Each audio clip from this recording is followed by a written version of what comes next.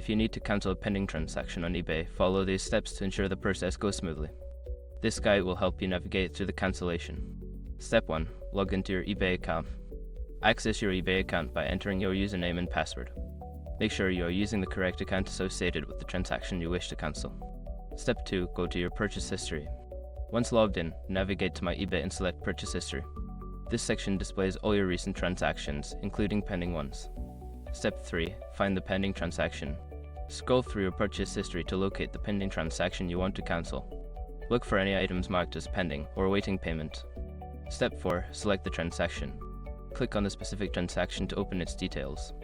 Here, you will find options related to the transaction, including the option to cancel.